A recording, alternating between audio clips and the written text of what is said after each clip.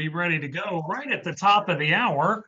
And folks, welcome back. It is right at the top of the hour. And if it's the top of the hour, that means it's time for our next presentation. Our next presenter is this is focusing on an early childhood education unit, Life on the Farm, featuring Mandy Bottoms, and she's with California Ag in the Classroom. And joining her today is a transitional kindergarten educator and consultant, Molly Wong. Excited to have you both from the Sacramento area, correct? Yeah, you're both in the Sacramento area. And I did a quick Google search and it's 71 beautiful degrees there. Lucky you. It's 71 here. We're going to knock on wood because it's been 100 and something. So Yeah, it awesome to won't see be that. 71 for long. Exactly. And as the pin, what am I? I'm a pink bean. That means I'm inquisitive. I had to Google where Borrego Springs was, and it is the only town in the United States completely surrounded by a state park. I found that out, and it's in Southern California. Martha will be joining you. Martha will be joining you by video, so we're excited to see that in the video. I'm going to turn it over, folks. You can use the Q&A, but I'm going to turn it over to our great presenters here from California to talk about their new early childhood education unit, Life on a Farm. Thanks for joining us. Great. Thank you, Kevin, for that introduction. Molly is going to come back in a few minutes. We kind of have divided up the curriculum to share the different activities that are included inside. We are happy to be with you today. Molly joined us on the curriculum development side and has helped present it. She has over 20 years in the education world with TK, K, and first graders. And so we're really thankful to have had her expertise along the way. And then I'm the curriculum coordinator at California Ag in the Classroom. And then Martha, kind of a fun background, is not only is she a superintendent, she's been a principal, she's been a teacher, and she also was a longtime Ag in the Classroom board member here in California. So she's been a strong supporter for her whole tenure of her career. So I'm happy to have her share her musical talents with us later too. Just a little background. I'm going to share kind of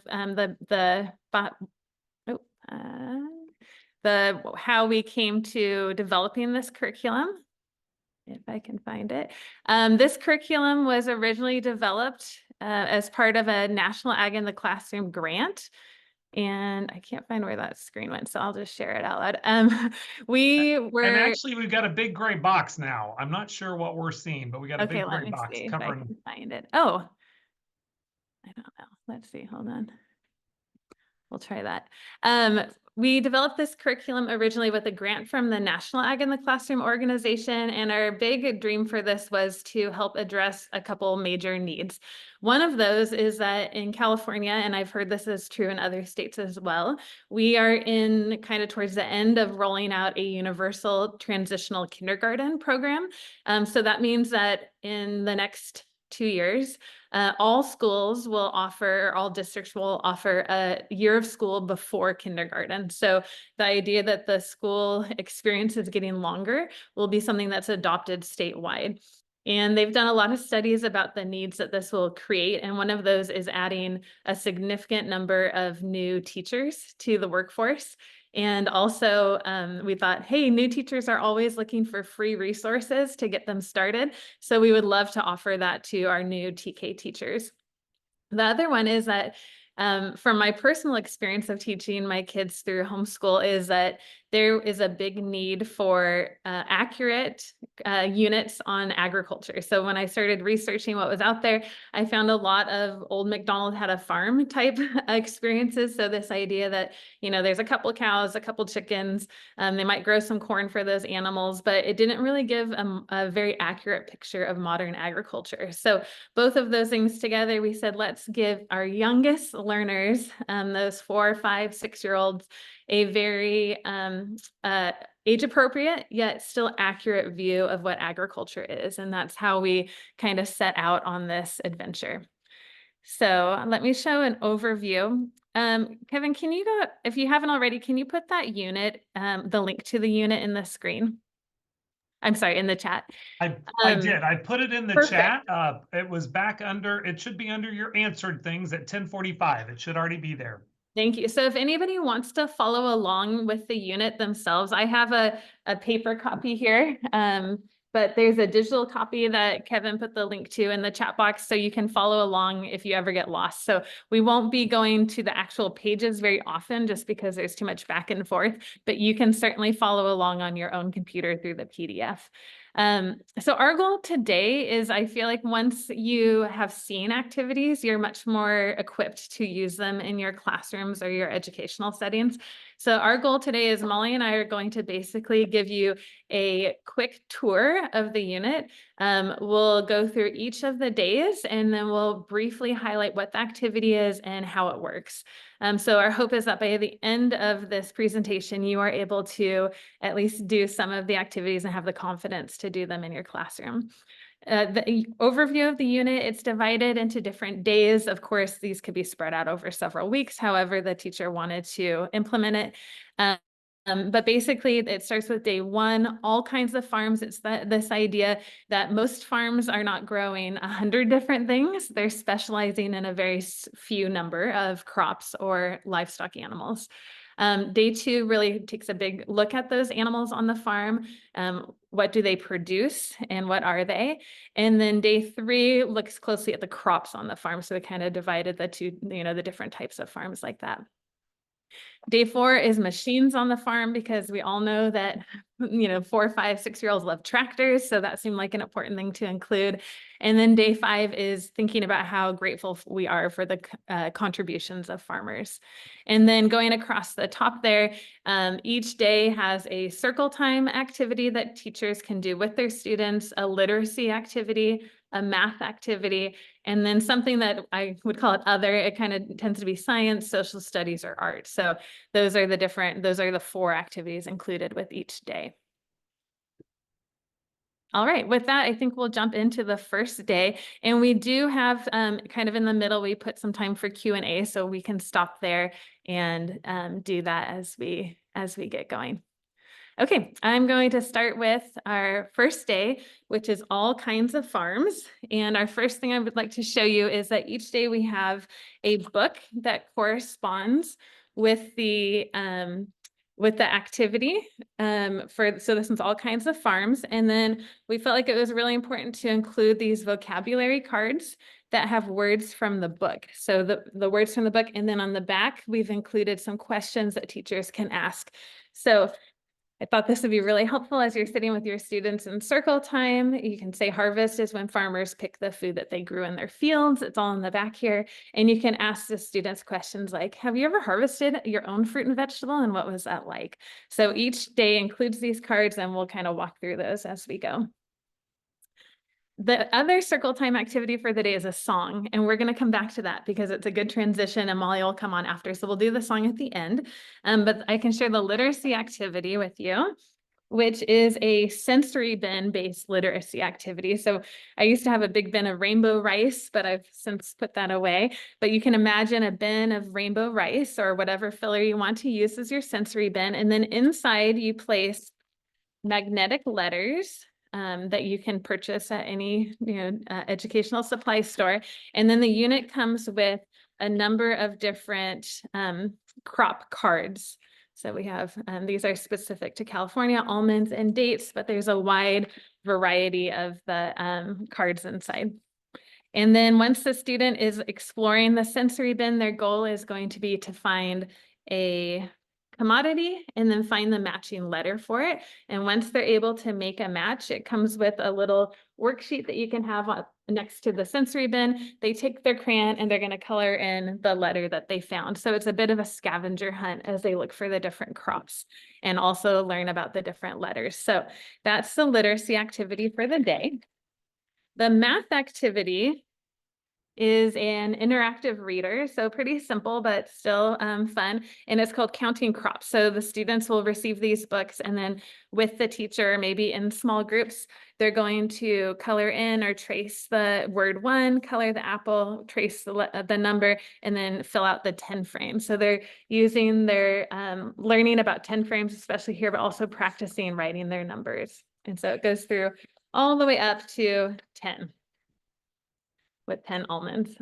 So that's the math activity for the day. And then for the for the last one, which is kind of our other, it's a social studies activity, they receive a, let me see, sorry, lots of materials for this. They receive a worksheet that has all of the different products that might be on a hamburger. You can see it here. And I've done this one in several different classrooms. It works really well in small groups. And the first thing they're going to do is they're going to color all of these. So as you're sitting with your students in the small group, you could say, oh, what do you think those are? Where did those come from? Pickles are a very fun discussion topic. Mayonnaise is fun. The bun is interesting. So kind of getting them to say, okay, so where does the bread come from? The store, where was it before the store? And really getting them to dig deeper into those different products that go on a burger. Once they're done coloring, they cut it out and they can glue it onto a plate and it actually creates the burger. And we always tell them, you don't use what you want because sometimes they'll be like, I don't like tomatoes. So you don't want that to become a thing. Have them use what they want and then they create their own burger.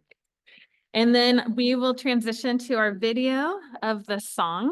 And that's going to be Martha and her daughter singing. Her daughter is also a teacher, which is kind of fun. And they're going to be singing a song that we wrote specifically to go with the unit. It's called On the Farm. So let me share that and you can enjoy. And then Molly will be coming up next.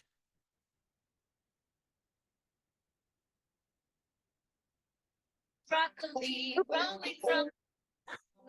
Hi, everyone. So we're going to be singing On the Farm. You play a musical instrument, it's very easy. Just C and G to the tune of Row, Row, Row Your Boat. You ready? Sing along with us. We can't hear you, but I'm sure you'll do great. Ready? Yes, sorry. What's growing on the trees? Just look around the ranch. Walnuts, almonds, pistachios, nuts on every branch. What's growing in the field? Just look at what I found. Lettuce, peppers, broccoli, growing from the ground. What's growing on the trees? Just look around the ranch. Pears, oranges, nectarines, fruit on every branch. What's living in the barn near the stacks of hay? Sheep, cattle, or some goats, livestock eat all day. What's growing on the vines? Just look around the ranch. Grapes, kiwis, blackberries, fruit on every branch. Good job.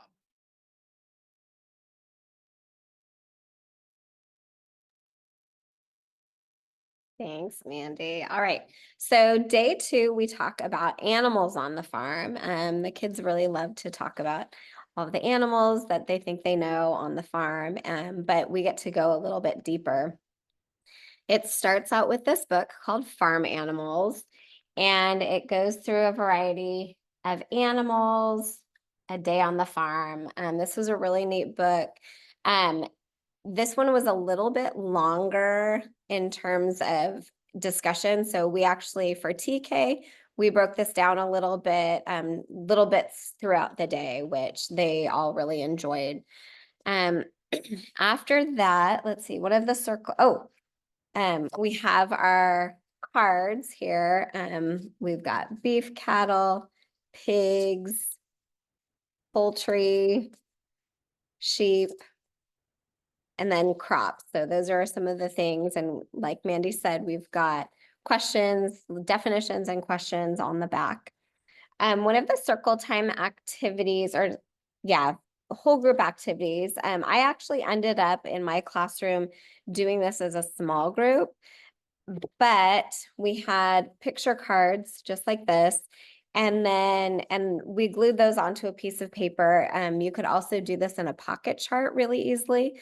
But we put these on a piece of paper and then we had the students talk about, or they got to grab 1 or 2 cards. And then we would say, okay, where does this match? Do you get milk from a turkey? No, that's silly. How about a pig?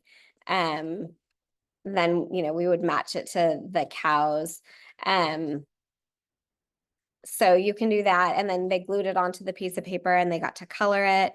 We actually had those up for our open house in April, and the kids got to tell their parents what we had done, and they really enjoyed that, and the parents thought it was super fun. For literacy, we have these Play-Doh stamp mats. Probably in your classroom, you have alphabet stampers, hopefully. If not, I'd highly recommend them. They're great for name and letter practice.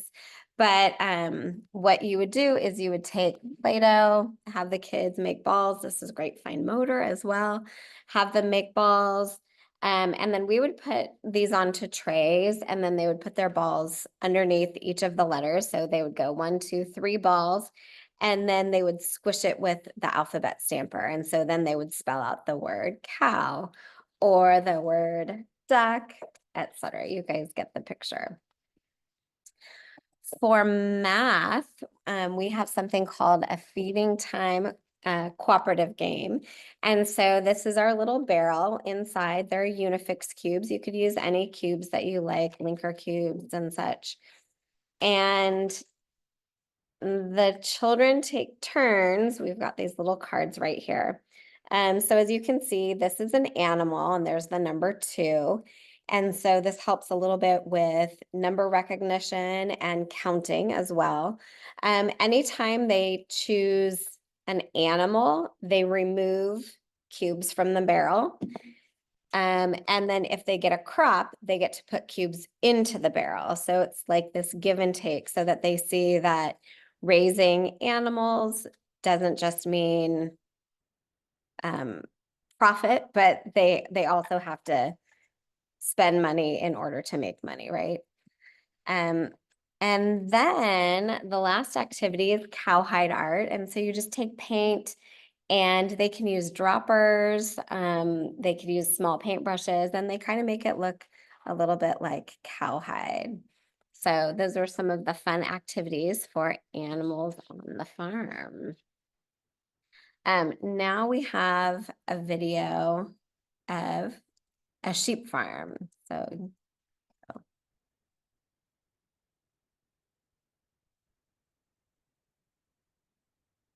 we're working on this. Moisture repellent.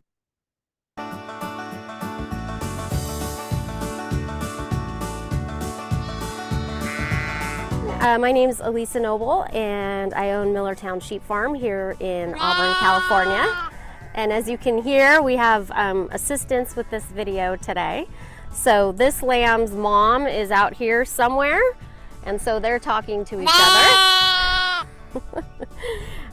This lamb's about 2 weeks old. Everybody out here, all the babies, there's 41 babies, and they're somewhere between 3 weeks old and 3 days old. We want to make sure they have plenty of food to meet their nutritional needs. So as you can see, we have them on pasture here. Our particular farm is entirely pasture based. This is Mindy. Come here, Min. Good girl. Mindy is a Great Pyrenees. That's her breed. She's a livestock guardian dog, and so she protects the sheep, especially the little ones, from coyotes, mountain lions, bears, any predators. So we just saw some of the mama sheep with lots of wool on, and that's really good in the winter when it's raining and cold. It's like they're wearing 10 wool blankets. Even if they're really wet, you can part their wool and their skin will be dry. So it's naturally moisture repellent. But now it's getting warm, and it's going to be really warm, so they're starting to pant and breathe faster. And so in about 3 to 4 weeks is when we shear them every year. So the end of April, beginning of May, when it's starting to get warm, is a perfect time to shear them, so that they have no wool throughout most of the summer, and then they're regrowing their wool in the fall so that they have their winter coat again. Shearing is when we essentially give the sheep a haircut. So we use a pair of shears just like you would for your brother to get a buzz cut, and shear that wool off of them. It doesn't hurt, and it really helps them be more comfortable during the summer. This is what it looks like once we shear it off. Okay, this is just the raw wool, You'll see there's stickers in here, there's some dirt. This is straight off of the sheep. You'll also notice that it's soft, and that is because of the lanolin that's in the wool. And it's kind of a greasy substance, if you will. And actually, once it's processed, part of that lanolin is what goes to lotions and other products that we use to keep our hands soft. We take the raw wool to somebody who owns a little mill, and they wash it and clean it, and first they turn it into, this is called roving. People use this to stuff pillows or anything like that, but it's also the step before spinning it into yarn. And then once you have yarn, you can make anything, right? So here's an example of two things that a friend of mine made from our wool. So these are just some really nice wool socks and a real nice beanie. We also use the sheep to make meat, which are things like a leg of lamb that folks may have just had for Easter, or loin chops, or shanks, or things of that nature.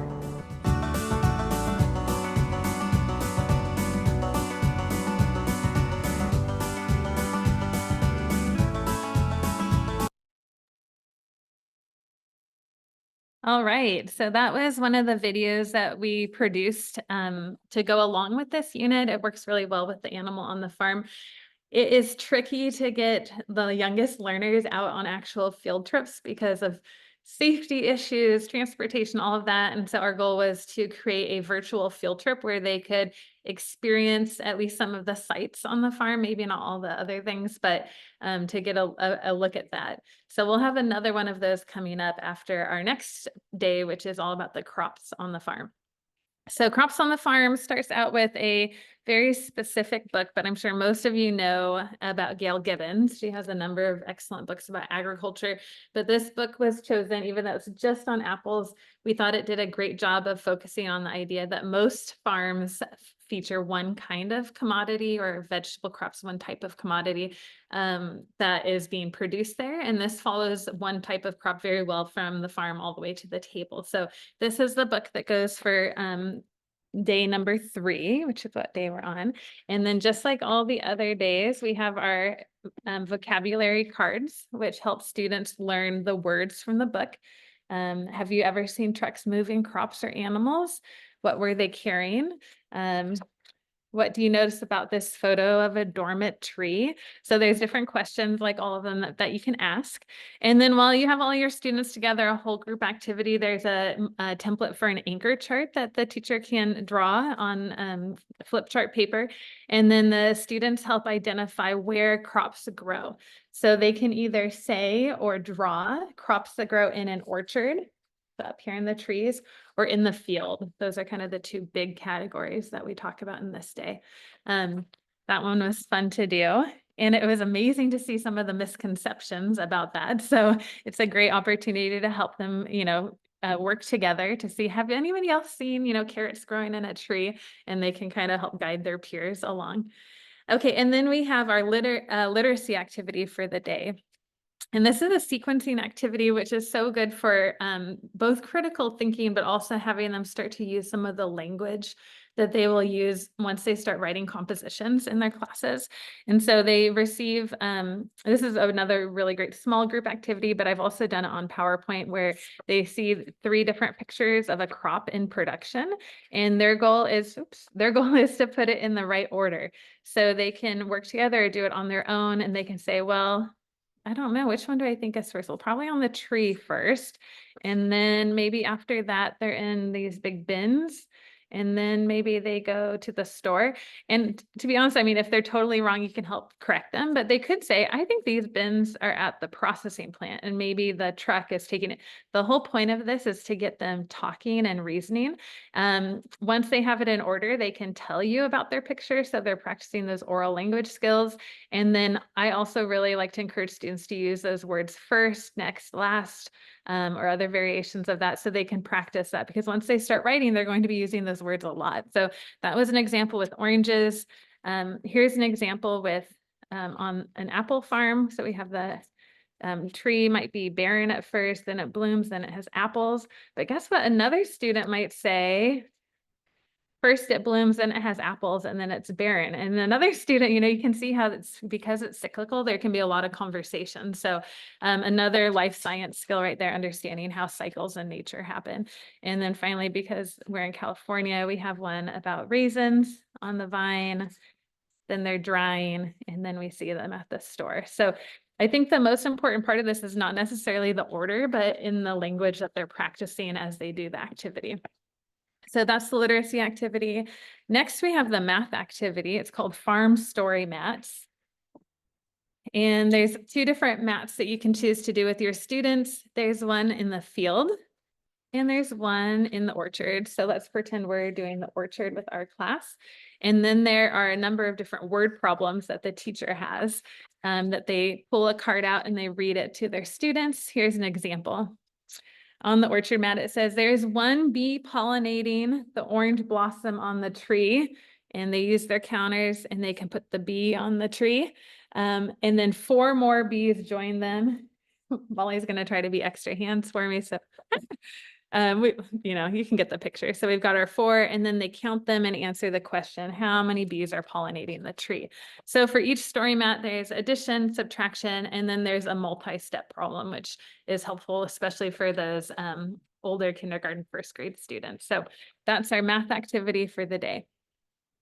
Finally, we get a hands-on science activity, and this is one that we've been doing at Ag in the Classroom probably for at least 30 years, and we call it desktop crops. And what they need to do this activity, or what you would need, is it's pretty simple. You need like a lid that you would get for either like a to-go container or maybe even a drink could work. So you have your lid, and then you have a piece of paper towel, tin foil, some seeds, and then a water bottle. Now, these are not just any seeds. You can tell that we got these from the spice aisle, which the one benefit of these mustard seeds is that you can get them year round. So it doesn't have to be in the spring at the garden center. You can go to your grocery store and find them, their mustard seeds. So all they do is they take their lid, they fold up a piece of paper towel, and they put it on top. The goal of the lid is just so that the seeds don't go rolling everywhere.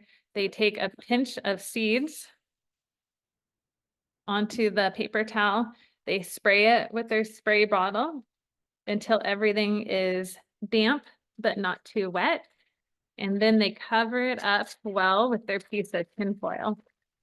And what will happen, and it's kind of interesting for students to see because they have heard their whole lives, or maybe, they haven't been around that long, but plants need light to grow. But it reminds them that when farmers put seeds into the soil, they actually need to cover those seeds. It needs to be wet and dark and warm. And once those conditions happen and they start to sprout, then the plants need light. So they can keep an eye on their seeds, and they can peek at them on their desk or in a place in the classroom, and they can actually watch those seeds germinate, and they germinate pretty quickly. They're going to start to see some action by day 5, if not before. And here is a very early childhood friendly worksheet to go with that, where they just draw what they're seeing on their tray as the experiment goes on, and it reminds them what plants need to grow. So that is our desktop crop. And that activity wraps up our 3rd day. And we will watch a video now of a farmer who grows a vegetable crop.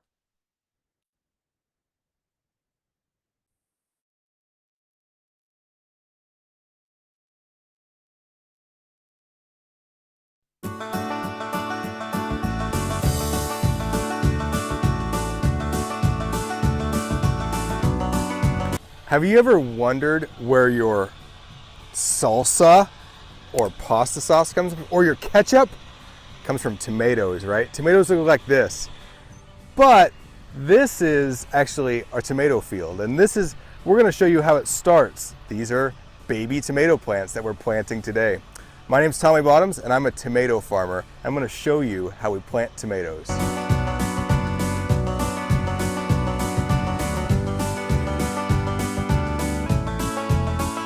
The process of growing a tomato is they're gonna put a seed in a tray and they're gonna grow it. And when that seed is about 9 inches tall, about that tall, 7 to 9 inches tall, they're going to bring them in these big boxes, in the white boxes, and those boxes are going to go on the back of a transplanter. The people who you see on the back are taking those trays, placing those trays on each of the individual planting units, and then it automatically uses these fingers or kind of spears and spears these transplants, picks them up, lays them on a belt. That belt then moves them and conveys them or carries them down in towards the ground, while at the same time in the ground there's what we call a planting shoe. We'll open the ground up, it will carefully turn that plant and place it in there, while at the same time there's water being put there, and then it will close behind that plant to kind of seal that up, just like a bed, like you go to sleep at night, seal it up really good, and it says, okay, little tomato transplant, now you're gonna go out in the world and grow. So all plants, whether it be tomato plants or peppers or trees or whatever, need 3 basic things, right? They need soil, which we've got a lot of, and great soil. We have water, which is a precious resource that we try to use as efficiently as possible. And we need sunlight, which is beautiful right now. So with those 3, the combination of those 3 pieces, we can grow beautiful tomato plants. We will plant them in the spring. We'll put them in the soil, we'll give them some water, and use the sunshine all summer long. And then about 130 to 140 days later, those tomatoes will have tomatoes, and they will be turned from green to red, and then we'll come through and harvest them. And we'll put them in the big trucks that you see going down the highways, and then they will turn into those products, those awesome pizzas and pastas and ketchups, whatever you like. That's what they'll turn into. So in California, in the Sacramento Valley, we are really good at growing tomatoes. We have these really warm days. Some would call it hot, but it's very hot, warm days. And we also have these cool nights, and that's critical to be able to grow a good tomato. And so, and they're long days, and it's dry. We don't get a lot of rain, which helps reduce the diseases and pests in the summertime. And then we can grow tomatoes during the summer, anywhere starting in March and April and ending in September, October. Okay, in terms of numbers, how many tomatoes will be produced here? Well, in this 60-acre field, which is about 50 football fields, there are going to be about 500,000 tomato plants planted, and which is going to equate to about 10 to 15 million individual tomatoes. So 10 to 15 million of these guys, which when we harvest them, and you see those trucks, that's about 140 trucks. And so that are going to come off this 60-acre field. So that's a lot of tomatoes, but you like ketchup, and that's a lot of ketchup. So that's good for everyone.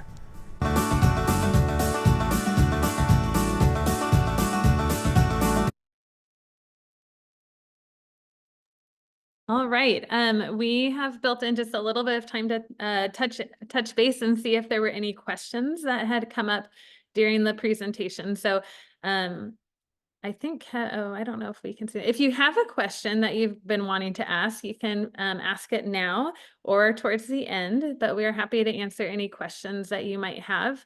Or Kevin, if there's any that have come in during the presentation. Yep, one just came in and I answered it. They love the videos. They love everything. You've done the work for them. That's a good day. They're taking a day off. You've just planned the whole week. But they ask about the videos, and I sent them to learnaboutag.org, and it says featured videos. Meet a tomato farmer. They're right there. So the videos are right on your website, correct? That's correct. They're easy to find there. We also have in California, our website and our YouTube and our social media handles are all Learn About Ag. And so if you go to YouTube and look for an account called Learn About Ag, you'll see those videos plus a wide array of other videos that you can find there. So those are both good resources. If you have the PDF that you've downloaded from our website, the videos are built into the PDF as well. So there's QR codes kind of, I think, on the crop and livestock pages that will take you to the related videos. Perfect. Thank you. Again, people loving them, and I don't know how they can go wrong. Everything is done for them. So, some questions about transitional kindergarten and your consultant role came up earlier.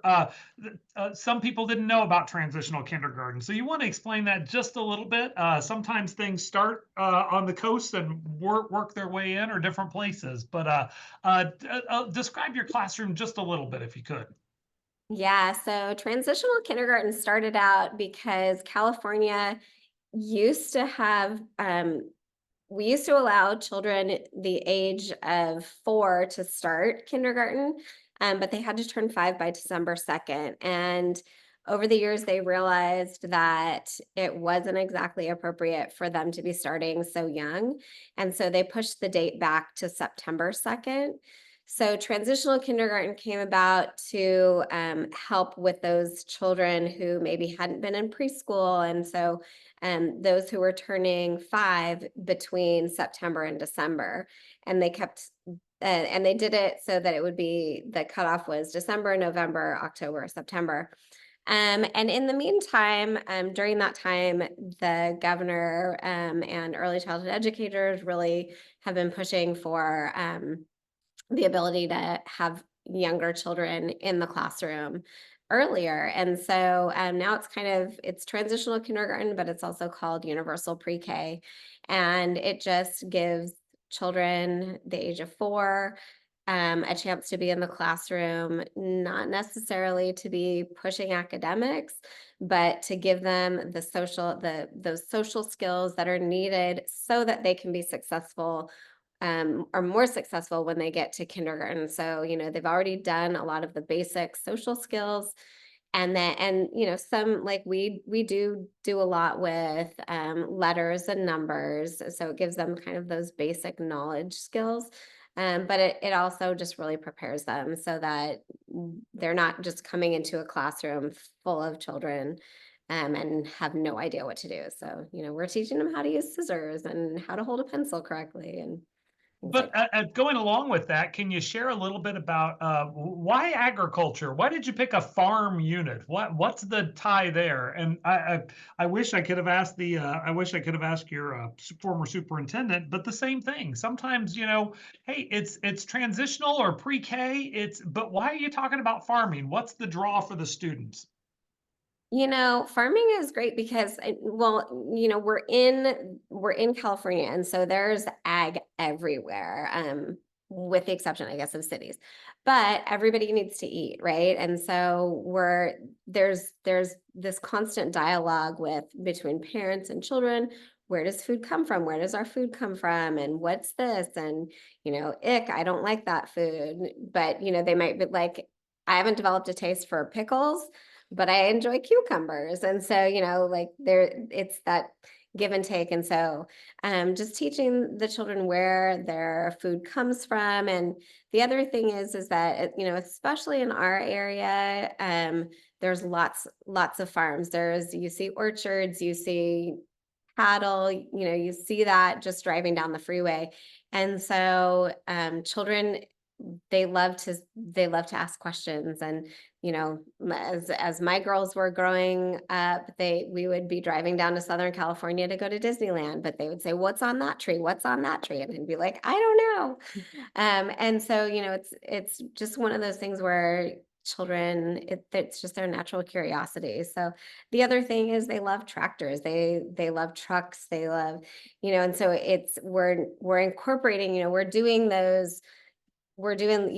skills, but like basing it on ag and farming. And so that's one of those things that was just exciting to me. Well, and I've got one other question, because at the National Ag in the Classroom Conference, there are some places to buy things. And I've got a question here about show us your whole shirt. We can only see the top line, but everybody wants to know, I can't find your shirt online to see what it is. Oh, okay, it's just that thing. I thought maybe there was another branch. And are those from your art contest that you guys do, or is that from your calendar contest? What are the pictures from? That's a good question. I think the origin of these we do have a writing contest that we illustrate. These pictures though were originally from some Ag in the Classroom postcards that we had from I don't know, 15 or 20 years ago, and then we decided to turn them into a shirt. But we do have a store on our website, learnaboutag.org. I can't tell you off the top of my head if these shirts are on there, but I have to say we're gearing up for our state conference in September, and we have been talking about what merchandise we'll be having available, and there will be some exciting new shirts coming soon. So I can say that as well. It's summer. Everybody needs to shop too. There you go. So check out learnaboutab.org for those things. So those are the questions we've got right now. I'll let you continue and fill you in. Okay, perfect. I'm gonna let Molly continue with machines on the farm. All right. So machines on the farm, children love tractors. They do. It's something that gets them really excited. And so the first book we have is called Tremendous Tractors. And I'm just going to read a little bit because this is such a super cute book. Start out. Tremendous chuggy tractors, so sturdy and so strong, hitching up to farm machines and pulling them along. Their big black tires have solid treads that help them not to slip. These chunky treads can chew the ground and get the wheels to grip. So it's a really great rhyming book. The one thing that's like the saddest part about the curriculum is that the books are not included, but you can easily find them in the library. I actually, when I did this with my class, a lot of them are on YouTube. And so you can, put the title into the search and you can find most of them in there. And so my students loved this book. They wanted me to read it again and again, and it provided lots of opportunities for conversations throughout the day and throughout the week. We also have the cards, the vocabulary cards, Bale. I have to say, so I didn't know a ton about ag before I started doing this. And so it was really cool for me because I was learning too, and I got to tell the students that I was learning new things. And so it was really cool. So we had Bale, a large bundle of hay or straw. And then I might say, have you ever seen a bale of hay? In October, we had a little kind of a harvest festival thing. And so we had some bales of hay. And when we did this unit in particular, it wasn't until March or April. And so I had students who remembered, oh yeah, we had bales of hay when we decorated for Halloween, for a harvest festival. And I was like, oh yeah. So there's bale, there's thresh, there's a hopper. The students thought the hopper was really cool. Plow, furrow. This was great for like sand tables. We have a lot of sensory materials and the kids would just drag their fingers down and they would say, oh, it's a furrow. It was kind of cool. And then tire. Let's see. One of the activities, so this is a great fine motor, but it's also a literacy activity. We have these little cards and they're all provided in the curriculum. You can go ahead and laminate the cards if you would like, but lots of teachers have tractors in their classroom. And so you can have them put these down in sand and then they just trace. So when you're doing the F, you go straight down, across the top, across the middle, stop. And so that gave them a chance to just practice, fun with tractors. Let's see, our math activity, I'm gonna have Mandy hold our number line. I actually did this, it's kind of hard to see. You can do it really big, or you can do it small. There's both options in the curriculum. So what we did is I actually had a number in my head, which I actually wrote down on the whiteboard to help practice with number recognition. And I had one volunteer holding a green tractor and one holding a red tractor. And then the students in the group would guess. So let's say they guessed 4 and I would say, oh no, it's bigger than 4. So then the green tractor would come over here and it would cover up the 4. So then I would tell the students, oh, the number is between 5 and 10, and then the next person would guess and they would say, oh, is it number 8? And I would say, no, it's smaller than 8. So it's just, it gives them a chance to talk about numbers and see the numbers and cover the numbers, and there we go.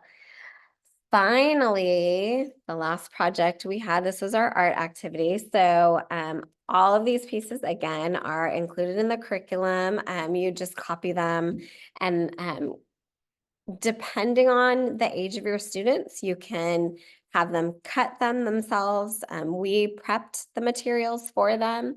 But next year, this coming year, we might give them just some squares of blue and some black circles that they can cut out themselves, depending on how you know, the different abilities of the students in the classroom. But then they got to build their own tractors, and the idea is not that they will look exactly like this. So this was my example that I had on the board, but they're not going to look like this, and that's okay. But it gave us a chance to talk about, oh, where do the wheels go? Where do you think the big wheel goes? Where do you think the little wheel goes? And it was such a little deal if they put the big wheel in the front and the little wheel in the back. They still looked really cute. And so this is another art activity that you guys can do with your students, have your students do. All right, now we have a video about, it's Martha again with songs about machines on the farm. So Hi. take it away. Hi, we're back. So yeah, this is Machines on the Farm, sung to the tune of The Farmer in the Dell. And we were just going to say that also there's a lot of like action words in here. So if you wanted to use your hands a lot with your kids about breaking up the ground or planting or shaking things, that's an option, which is cool because the kids need to move. And welcome to my classroom. Okay. Here we go. To the tune of Farmer in the Dell, and please join in. Machines on the farm, machines on the farm. Each machine has a special job. Machines on the farm. The plow breaks up the ground. The plow breaks up the ground. Makes the furrows rich and brown. The plow breaks up the ground. The planter sows the seeds. The planter sows the seeds. It plants them in a perfect row. The planter sows the seeds. The combine cuts the wheat. The combine cuts the wheat. It separates the grain to eat. The combine cuts the wheat. The shaker shakes the tree. The shaker shakes the tree. The nuts fall down and all around. The shaker shakes the tree. The baler makes the bales. The baler makes the bales. Gathers the hay and wraps it tight. The balers make the bales. Machines on the farm. Machines on the farm. Machines make work much easier. Machines on the farm. All right. That was a fly. We're not waving at you. Real live flies. Okay. Thank you to Martha and Casey for doing that Yeah, for this us. is Machines on the Oh. Farm, sung to the tune Oh, of they're The going again. Farmer Hold in the on. Dell. It was so good. They're like, we're going to do it one more time. Okay, we have one more day and I will do it really quick just so you know what it is. I think it's one of the most important days. It's our day that's Thank You Farmers. So we start this off with a book that many of you probably know right this very minute. And this takes a look at a whole day's worth of food eaten by a family and the farmers behind each of those food items. And it highlights a wide variety of foods from across the country. So even things like maple syrup that comes from sap, and also talk about some environmental considerations like using soil and water sensors. So it's a fun book. Kids love it. And as a farmer myself, every time I read it, I kind of like tear up a little bit. It's very sweet. And then we do a literacy activity where the students do a guided letter to a farmer. So this one was written by a student. It says, "Dear farmers, our class has been learning about," they wrote farmers. "We have learned that farmers are kind and drive tractors. My favorite crop is tomatoes because they are yummy. Thank you for helping our community." And then they sign their name and draw a picture. This would be a great activity to do, and then send your letters to your county farm bureau for them to enjoy. And then the math activity for the day, this one is California specific, but we said, how can we help students, even these youngest students, understand how big agriculture is? So what we did is we have this grab and graph activity where we have the top 10 crops in California across the bottom.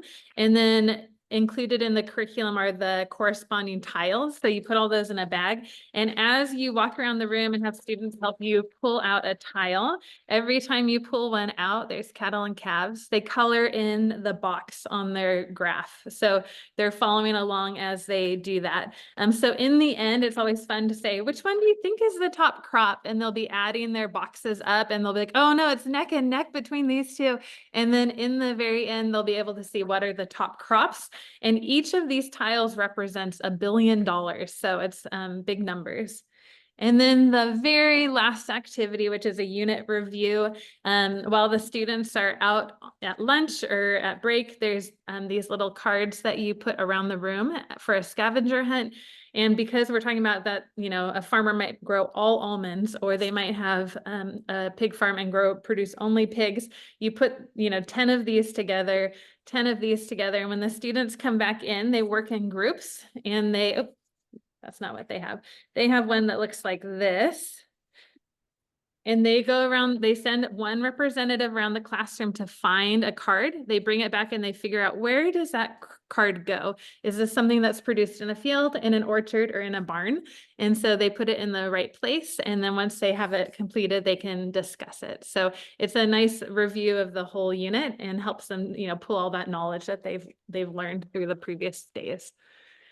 Well, That's- Mandy, take a breath. You and Molly have given us 40 hours worth of materials in 44 and a half minutes. So thank you so much. Hey, folks, I had a couple other questions.